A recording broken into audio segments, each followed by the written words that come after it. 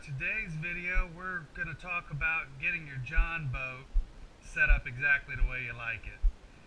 I just love this thing. In fact, this is an Alumacraft John boat, 14 feet long. We just got it 2 years, maybe, well, probably even less than 2 years ago. The last one we had, it leaks so badly from all of the rivets, and it's real hard to weld aluminum, so it ended up being a heck of a lot cheaper just to go ahead and put up the $1,000 or whatever and get a new John boat here like this. In fact, the last one leaked so much that we ended up having to kind of rig this guy up. This is a bilge pump. Put PVC over it so it wouldn't squish the little pipe here. You got to keep your battery dry, so we ended up doing one of these deals. You put this in there. You had the wires that came through. Get her running just like this. So that you had to have a bilge pump for a 14-foot John boat because it leaks so dang much. So once we got to that point, I figured it was time to go ahead and call it a day and get another one. So today we're just going to talk about rigging up your John boat, or whatever boat, canoe, kayak, whatever it is, way you like it. Of course you need these, got to have yourself some rod holders, and they got to be in there pretty well. I like putting a spacer behind them just so it's away from this, so your reel handles and everything don't hit on it when you put the smaller rods that you're fishing in there. So it's pretty easy to do. Just attach it to the back. I usually just caulk them on there, and then once the screws go through everything, you're fine.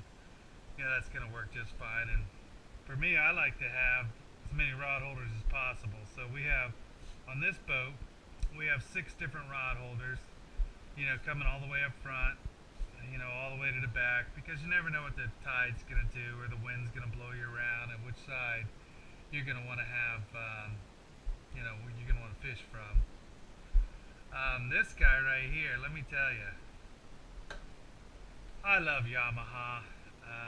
This is an 8. This thing has never left me stranded one time in 15 years. In fact, I got this along with the original hull, not this one. This one's new. Right after I got divorced. It's the best divorce present I ever bought myself. This thing has so many hours on it that it's crazy. I've taken this thing all over Florida. When you go on a 3-day fishing trip where you're camping on an island somewhere down in the Everglades or 10,000 Islands or Cedar Key, wherever it may be, you really have to be able to depend upon your stuff to work just fine. And this guy has never let me down. I get asked about what this is all about right here too, the PVC. Well, it's 2 things. I always push down on the handle, to lift the prop, because I'm fishing a lot of time in 18 inches of water and you hit, so you just kind of keep it in gear and push the, get the propeller out of the mud or whatever it is. And one day I pushed so hard that I busted this handle off. So that's why this is twofold. It puts in there, it protects that. It's just a split piece of PVC pipe, that you slide over it. But also it's an extender, because I like to stand up right here while I'm driving. I have this up like this, and I'm driving when I'm trying to sight fish for reds or snook or whatever the case may be. So that's what this is good for. And this is the same old trailer that I've had for 15 years now too.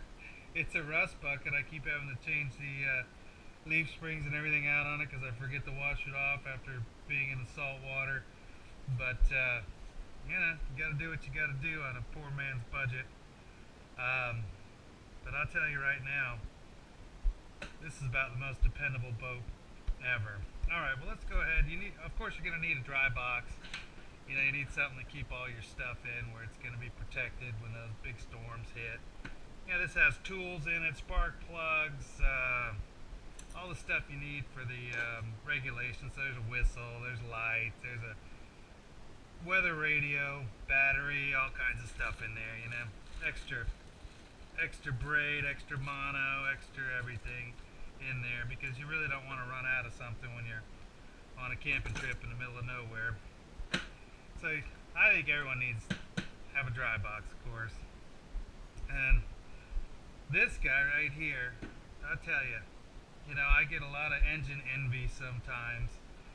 I see these guys with these John boats and they got a 15 or a 25 on it, and I get real jealous, but I gotta say, this 8 horsepower, if I fill that right there up, I can spend 3-4 days down in the Everglades and not run out of gas. And if you've ever fished in the Everglades, you know that it's a pretty wide open space. Same with 10,000 Islands, all those places. So, you know, you go in there a heck of a lot slower getting to where you gotta go, but you know, you don't need to bring extra gas if you have a smaller horsepower engine like this. So a lot of times I think about upgrading and I gotta remind myself, nope. Alright, you know, and a lot of people also, you know, you have these big ribs in here, and when you're trying to throw a cast net or something, it's real easy to trip. You know, you need them because they obviously stabilize the hull and everything like that, but they're a pain, you know, especially if you're having a few you know, beers or whatever adult beverages you have there. So real easy to build these, you know, and they're removable, so I didn't want anything permanent. You know, I put new siding on my house, had some leftover siding, so all I did was take 2x4s and split them on a table saw, and this is about 2 inches, so it works out just fine, you know. And you just so now you have a removable platform, you know, in case you need to take it out. It just makes a much more steady place to fish from. You know, do whatever you need to do. I love them, you know, put them in there. Don't cost anything, it's extra scrap wood basically, you know. So it's this one too, you know, just cut it out where it fits around the gas can there, and you're all set.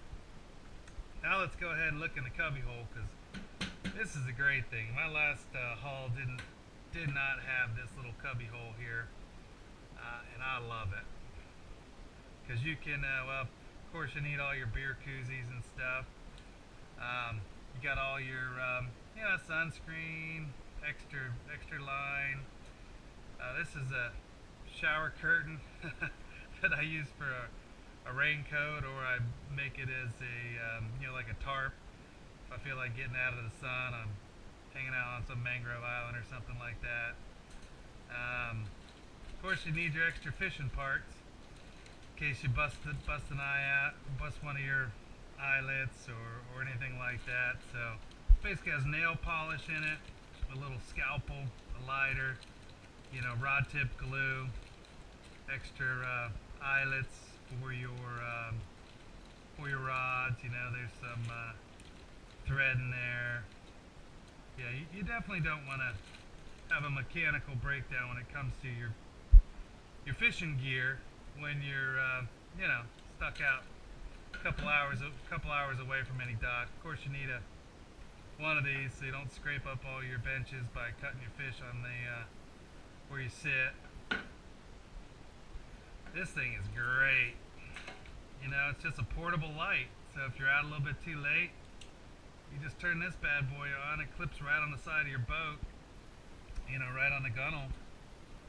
You're all set, you know. So if you end up being out a little bit too late, you know, say you're out there and the bite just turns on right when it's about time to go, it's getting dark, well, you're covered. You know, you're not going to get any tickets or anything like that. So that's a good thing to have. I think I got this at Walmart for like 15 bucks, something like that. So real cheap too. Let's put all this stuff back in here.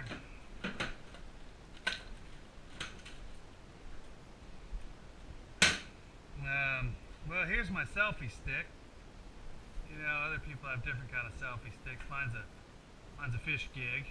I just stick the little GoPro right in there when I want a real high view of you know, catching a fish or whatever the deal is that we're, you know, whatever we're filming. So this bad boy works just fine. Wrap string around the top in case I want to do some sort of underwater filming so the GoPro doesn't slide right off.